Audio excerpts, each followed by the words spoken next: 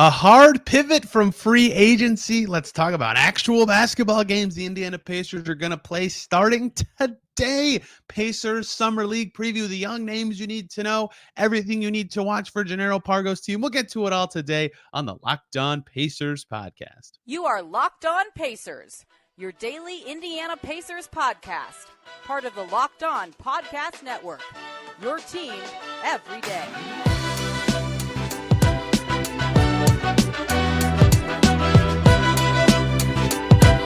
Welcome in to another edition of the Locked On Pacers podcast, where we, of course, talk about the Indiana Pacers. As always, my name's Tony East. I cover the team for Forbes and SI, and today, Saturday bonus content. This is like the 20th Locked On Pacers in 21 days because the draft, free agency, and Summer League merit coverage. We're talking about Summer League, which isn't my favorite. I love the NBA, obviously, but it's some of my favorite basketball that is actually played during the year because low stakes, low expectations basketball, but with pros, is just as good as it gets, right? You're just looking at skills. You're just looking at how the game is played. The wins and losses don't matter. And I just find that to be so fun and interesting and phenomenal to dive into. And we'll get to all the angles of the Pacers Summer League today, the returning players, what to watch with them, the rookies, how they'll fit in on Jannero Pargo's team. Player development coach Jannero Pargo is the Pacers Summer League head coach, if you didn't know, and checking in on some other stuff to keep an eye on out in Vegas. I will leave there in a couple hours, so you'll get coverage from me on this Pacers Summer League team locally from Las Vegas. Let's start with the big headliners. To me, the returning players. There's always questions about these guys playing in Summer League, which is so strange to me. Like Keegan Murray is playing for the Kings. Duarte played for the Pacers after an all-rookie season. O'Shea Brissett played going into his third year after a good year with the Pacers. Like, it's not that unusual for good players to play the first game or two of Summer League. And the returners for this year's Pacers team are Andrew Nembhard, Bennedict Mathurin, Isaiah Jackson, and Kendall Brown to a lesser extent. I'm counting him, but I get why others might not put him in this conversation. I don't think Mathurin, Nembhard, and Jackson will play every game. I think they'll play the first and probably second game, and that's it. But they are still very important to watch, and probably the biggest thing to watch because they are more known commodities, and their future with the Pacers is a bit more obvious. So let's start with them and how many games they end up playing. Jackson said probably 2 for him. We'll see if Mathurin, if it's lower, or Nembhard. But they're the first guys I want to talk about as we look out to the Vegas play. And for me with these guys, obviously you want to see them look amazing and look head and shoulders above everybody else. Like Keegan Murray just looked ridiculous for the Kings in his California Classic Summer League games. Like, do they look better than everybody? Of course matters. I don't put too much stock into looking great or terrible in Summer League myself. What I do put stock in is specific skills you see. Like, it was obvious right away when Isaiah Jackson in his first Summer League had 3 blocks per game that he'd be a great rim protector type, especially from the weak side with his rotations and athleticism.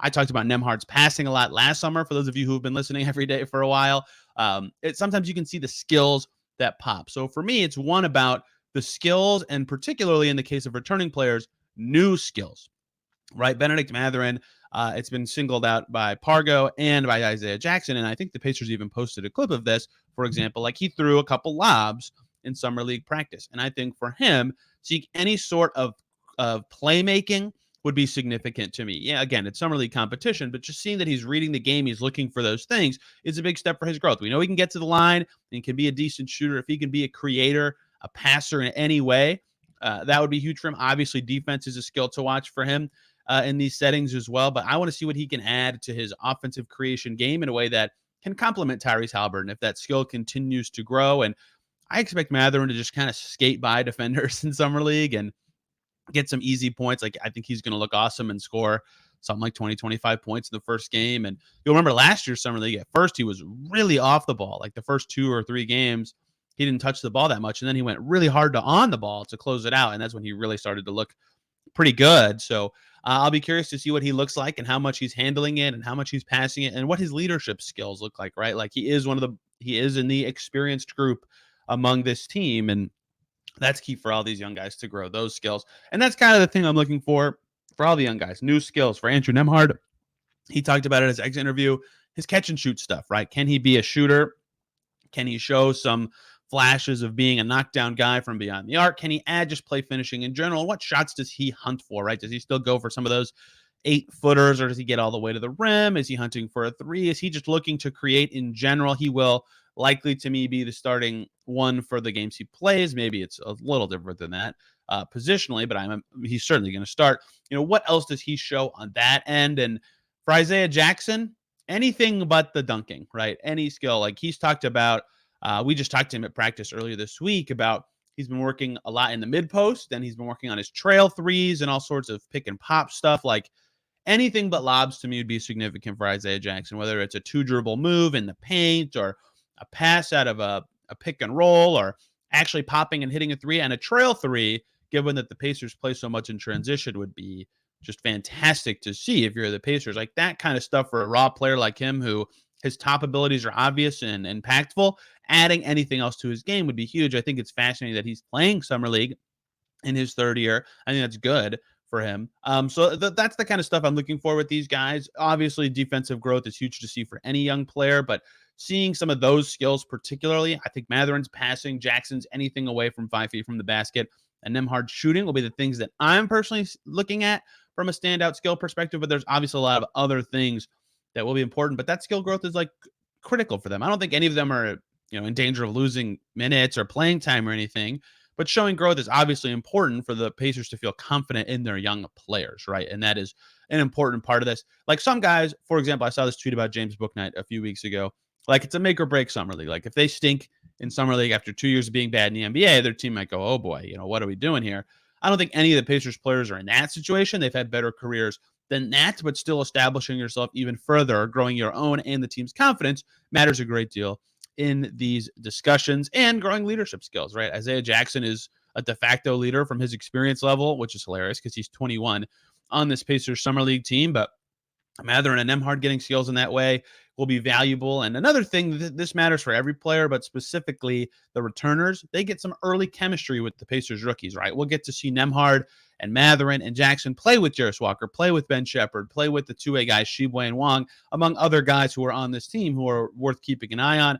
I think that's going to be a fascinating thing. And I think that's one of the big pros of Summer League for these young returning players who might be a little too good for it, is just to get that feel for playing with other young guys, because they don't have a ton of experience in the NBA in general. So growing that chemistry early and fostering it as much as you can is important. That's good for the rookies too, right? Jarace Walker's not going to show up on the first day of training camp and go, oh, I don't know anything about any of these guys. Like he'll have played with some of them. Obviously, he'll know them as teammates, but that's just big to me from a team building perspective. My guess from looking at jerseys, colors in practice and talking to the team and hearing them describe who they've played with and gone against, my prediction for the day one starters for the Pacers in Summer League is going to be Andrew Nembhard, Bennedict Mathurin, Ben Sheppard, Jarace Walker, Isaiah Jackson, with a second unit of Isaiah Wong, either Eli Brooks or Mojave King at the 2, we'll see, and then Kendall Brown, Robert Woodard, and Oscar Tshiebwe. That's my prediction, with obviously that backup 2 spot being a little bit in flux for Eli Brooks, who was with the Mad Heads last year, and King, who they just drafted. We'll see, and then they have some other guys on the team we'll talk about later. And those rotations will change as guys, stop playing in games and stuff like that. But that's my guess for how this goes. The biggest thing to watch in Summer League and hope for, no injuries. You never want someone to get hurt in Summer League. It just sucks. And speaking of injuries, Kendall Brown is a returning player. And I didn't mean to bury him, but he's a little different, obviously, in the scope of returning players. Currently does not have a contract with the Pacers, but did play for the team last year. And I think the biggest thing to watch for him is not a specific skill. Is he healthy, right? Does he look like he did last year? Can he be as impactful as last year, especially on the defensive end? And can he give Pacers confidence that he is ready to go for another season of growth and development? And if so, that could be huge for him, potentially getting another 2-way deal with the Pacers. There is still an open one out there. I would consider him the favorite for it, but a decent to strong Summer League, I think, would cement that for him, even if other players play well, just because of the history he has with the team. So he's another guy worth watching, obviously, because he's a returning player and the Pacers have invested in him in the past, but just to see if he's healthy would be significant for the team in investing in his future. Let's talk about the rookies, Jarace Walker, Ben Sheppard, Isaiah Wong, all those guys. What to watch for with them out in Vegas? Can they pop and show anything for the blue and gold out there? We'll get to that in the second segment. Before we do that, though, I quickly want to talk to you guys about FanDuel. Take your first swing at betting MLB on FanDuel and get 10 times your first bet amount in bonus bets up to $200. That's right. Just bet $20 and you'll land $200 in bonus bets. Win or lose, that's $200. You can spend betting everything from the money line to the over-under to who you think is going to hit the first home run on an app that's safe, secure, and super easy to use. Plus, when you win, you can get paid instantly. There's no better place to bet on MLB than FanDuel, America's #1 sportsbook. So sign up today and visit FanDuel.com/lockedon to get up to $200 in bonus bets. That's FanDuel.com/lockedon. FanDuel, official partner of Major League Baseball. Thank you, as always, for making Locked On Pacers your first listen today and every single day. For your second listen, hop on over to Locked On Blazers. I plugged them before, but the Damian Lillard saga is evolving and fascinating every day. To hear the pushback from his agent and how media is discussing it, it's very interesting, and Mike Richmond will have the latest at Locked On Blazers. For the Pacers rookies, this is always one of the more fun things to track in Summer League, right? Duarte was going bananas with the buzzer beaters. Mathurin, once he had the ball, looked really solid in Summer League, right? Summer League is just fun to get a feel for what rookies can be and how they can play, and see Isaiah Jackson jump out of the gym and all this kind of stuff.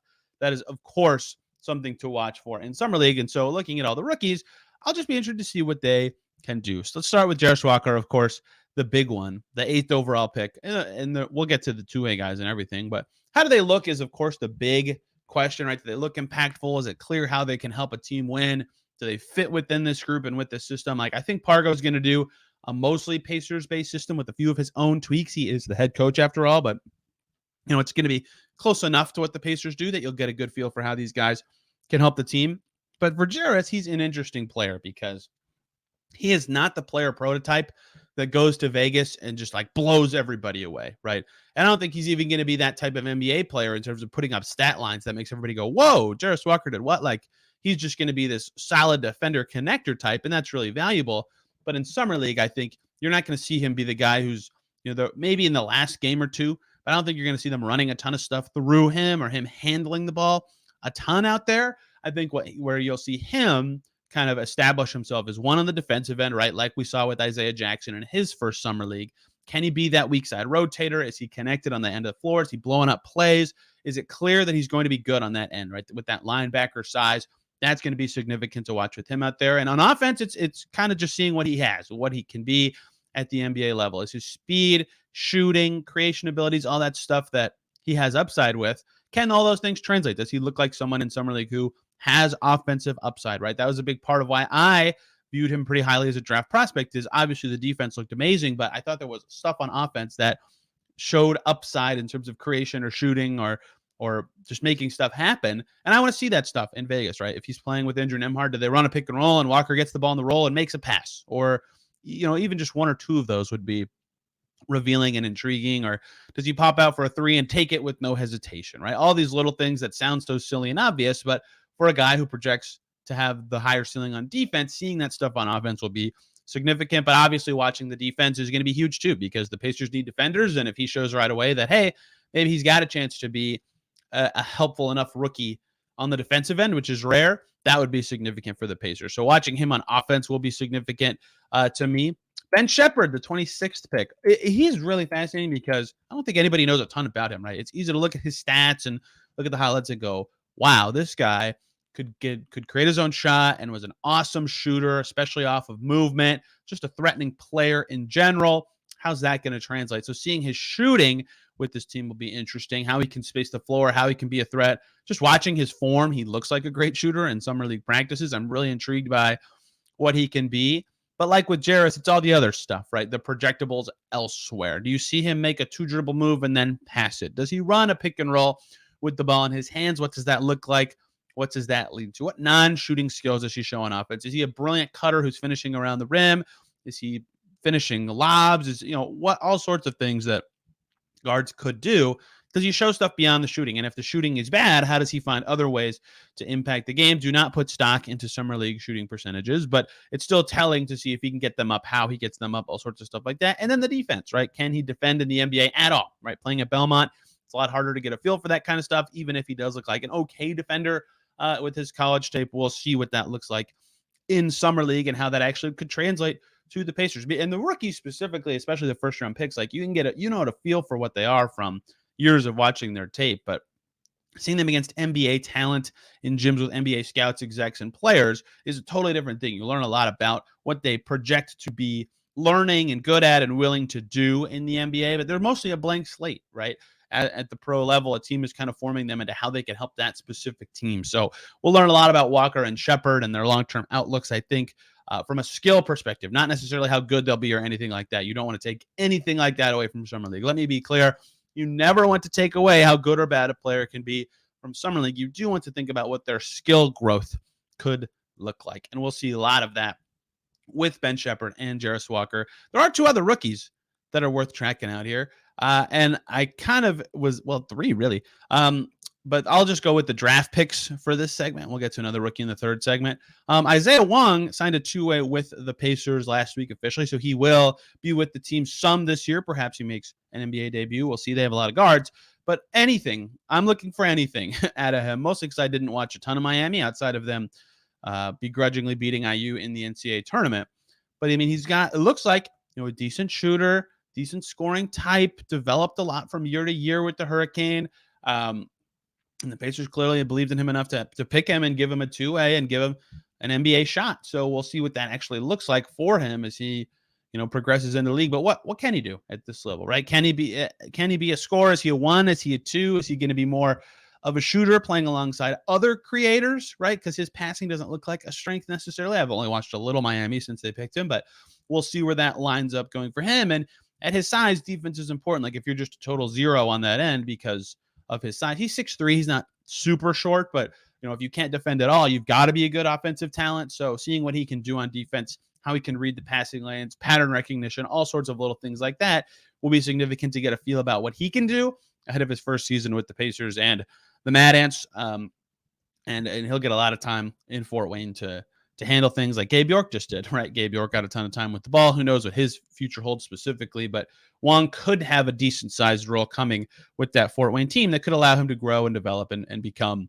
a better player, but setting the framework for that, seeing what he can be in the Pacers system. We'll learn a lot about that in Vegas this week. And the other draftee, Mojave King. He has not been discussed as much because he's not going to play for the Pacers this year.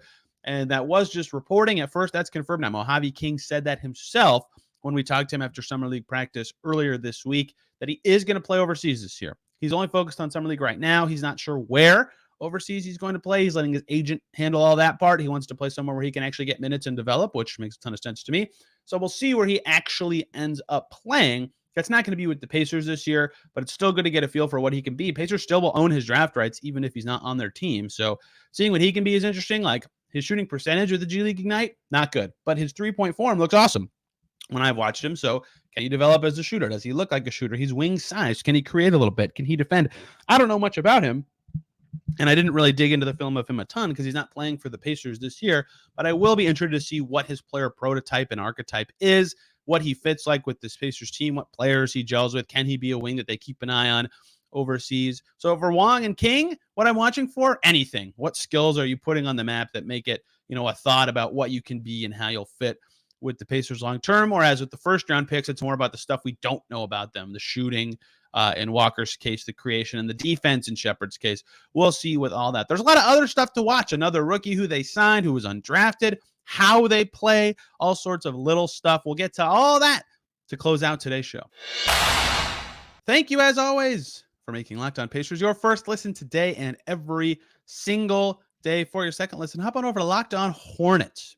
Here with the latest on their Miles Bridges situation and that team doing very little to actually sign external free agents in free agency. Locked On Hornets has the latest on Charlotte's basketball team. The Indiana basketball team has Summer League starting tonight. And there is another rookie to talk about, but he wasn't a draft pick, so I cut him out of the second segment. That's Oscar Tshiebwe from Kentucky. Went against Tyrese Haliburton a little bit in the Big 12 when he was with West Virginia. Has a little bit of relationship with Isaiah Jackson from Kentucky. National Player of the Year level player because he can frickin' rebound. And I think that's going to pop in Summer League. Rebounding typically translates from level to level like pretty instantly. That's going to help everybody on the Pacers get better at rebounding in practice, and I'll be fascinated to see how good his rebounding actually looks. My note is just how strong is the rebounding, right? Different from exploring his skills. I just want to see how good it actually is. If he could dominate on the glass against pros, that bodes well for his viability on a two-way contract and potential long-term future. Perhaps he could be an NBA level guy. Like we've seen these rebounding specialist guys with little experience do well even with the Pacers, like Alize Johnson and Terry Taylor both ended up getting NBA contracts because they were great on the glass. Now there were some, there was no two-way involved for Johnson, but there was for Taylor. And so if Sheboy can really pop with just the rebounding, that alone could be significant for him. But like with the other youngsters, King and Wong, what else can you do? Right? Can you do anything away from the rim? How's your defense? How's your mobility? How's your ability to fit in with the rest of the team? Are you clogging stuff up when you don't have the ball? What does all that look like? Kentucky players tend to translate pretty well to the pro, so I think he'll fit in pretty well. But how he does, how he fits in, because he will suit up for the Pacers this year. He's going to be wearing a Pacers jersey at some point this season. How he looks is, of course, worth monitoring since he is a member of the organization going forward. And that's the last kind of players I have a close eye on. There's a couple of guys I want to mention. Robert Woodard is a four-man on this team with 2 years of NBA experience. He was drafted, I believe, by the Kings and spent 2 years with them, and then was in the Thunder organization for a second. I think he got an Exhibit 10. I'm not 100% sure on that, but then has played with their G League team last year. So he's got NBA experience and is a decent body size at the four. I'll be curious to see if he looks really good. I think having 2 years of NBA experience could just make him pop and be a guy just worth keeping an eye on, right? Perhaps he ends up in the Mad Ant system if he does well. And there is still a two-way spot theoretically available for the Pacers. Again, I think Kendall Brown is a significant leader there, but there are other guys who could potentially be in the mix. Another name just to keep an eye on, Eli Brooks, who's played with the Mad Ants last year, got injured during the season, but point guard they were excited about, signed an Exhibit 10 with the Pacers last year and was in the building for a day to get a practice in training camp. So we'll see what he can be, how he looks, if he's a guy that maybe the Mad Ants could want to bring back. And point guard depth is, of course, important. So those guys are in the ethos that I thought were worth talking about. Now, something else to watch is how the Pacers play, right? Do they work in anything else that makes Mathurin or Nembhard look great that the actual NBA Pacers can copy, right? Is there an off-ball set for Mathurin that makes him look slithery and get him open and lets him make the decision to shoot or drive, and he's doing an awesome job with it? Or is there something about Nembhard as a creator that the Pacers could explore, or any of that kind of stuff? Or is Isaiah Jackson suddenly more threatening away from the rim? Is that something the Pacers could actually implement? How they play and how they implement it will be worth watching. I think play style was a big thing to watch with the Pacers Summer League team the last couple years, and how they've kind of toggled and made a transition team into a development situation, and they're going to be fun to watch. This Pacers Summer League team is good, but how they play and anything they implement to help their guys who are important to the NBA Pacers is, of course, something worth monitoring out there in Vegas, as are the lineups, right? Is any player not starting or starting who you feel like should, or who's playing with who's playing well with who, what chemistry looks strong? That will be something that I will personally be monitoring, even though I don't think those stats are going to be obviously available for Summer League games. So that's just kind of the stylistic stuff that goes with this. That's all really interesting. One guy I want to talk about now. The rest of the stuff here is just random notes I've kind of gathered from watching them practice and stuff I like to track in Summer League. Darius McGee from the Liberty Flames, short guard. I think he's 5'8" or 5'9". One of the days after a Summer League practice, he was taking 30, 35-foot threes and just drilling them. 70% of them were going in. This were practice threes. There was no defender, obviously, but he was shooting well enough that I was I have to note this and talk about him at some point. We got to interview him at practice the last day of Summer League practice. He was the last guy that we talked to. So I don't know what he is or what he can be. I think he's more of a scoring guard. He's not on currently an NBA or G League team signed, but he certainly has my attention with that level of shooting, and he's doing pretty well in lots of shooting drills that we've been able to see in the practice setting. I imagine he'll be out of the rotation early, but as guys, time ends playing games in Vegas, I think you could see more of him getting reps, and then how that looks or how he looks will be worth monitoring. Perhaps he could be a guy in the Mad Ants ecosystem heading forward. Anyone not on the roster pop, right? Last year, that was Simi Shatu for me. He popped. He actually came on this podcast after Summer League. And then he ended up signing with the Orlando Magic, right? Could that happen to someone else? And could they be in the discussion for a two-way with the Pacers? I mentioned David DeLeo as a guy who makes a little bit of sense as a two-way with the Pacers last year, and his shooting was looking ridiculous. That didn't obviously happen, but that kind of discussion will happen with that two-way until Kendall Brown signs it. If Robert Woodard looks good, or McGee, or anybody really looks awesome who's two-way eligible, yeah, I'm going to talk about it, even though I think Kendall Brown is almost certainly the guy who ends up with the Pacers' last two-way spot. But we'll see. That is always worth discussing in terms of the open two-way spot and just guys popping in general and them getting spots on other teams. It's always good for one guy a year at Summer League who does amazing and gets a spot on an NBA team as a result, who's either been off the radar or has been on the radar before, but really kind of looks resurgent. And Shatu was one of those guys last year. And there could be many of them, but that was huge for him. And I'll be curious how that all shakes out for the Pacers in Summer League this year, if anyone looks awesome or if anyone on a different team pops. For example, remember DeJon Jarreau, who the Pacers had on a two-way to start last year? Well, he looked really great for the Miami Heat in Summer League, right? Does that kind of thing happen where the Pacers are watching other teams, right? Seeing who does well out in Vegas is a critical exercise for all these teams. That's why they're all scouting and watching them. And so does anyone pop? Does anyone get into the mix for a two-way with the Pacers, or is that just already set? Or does Kendall Brown pop, right? That alone could be enough for him to get, like, if he has one good game, like, just sign him. just get it over with. He's earned it. He's got the qualifying offer out there. They clearly have some interest in retaining him. Kevin Pritchard even said it at his end-of-season press conference, so a lot of reasons to bring him back. And then the last thing I'll be watching, my last note for Summer League, who steps up when the returnees are done, right? When Mathurin, Nembhard, and Jackson are done playing and it's all young guys trying to establish themselves, improve themselves. Who looks good? Who can be a vocal leader for that team? Who can be a playing leader for that team? Who is someone worth monitoring in that setting? Because that kind of can tell you a lot about guys' character. And I think we'll learn something in those settings. Gabe York always looked good in those games in past season, for example, among other guys. So it's just a little thing, but you learn a lot about these guys there. For the next couple shows, we'll be talking about early Summer League impressions and more free agency topics if the Pacers do or don't do something.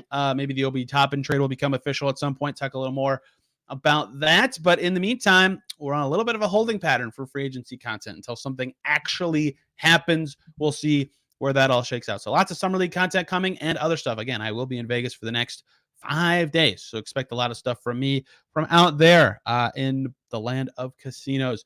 Till then, thank you all a ton for listening to these recent shows. I can tell that people are enjoying them. Obviously, people like free agency and the topics, but they've been enjoyable. I've enjoyed talking with people, and I hope everybody has a fantastic weekend. If you want more on Bruce Brown and Tyrese Haliburton, go back to yesterday's show for their introductory presser. We will see you soon.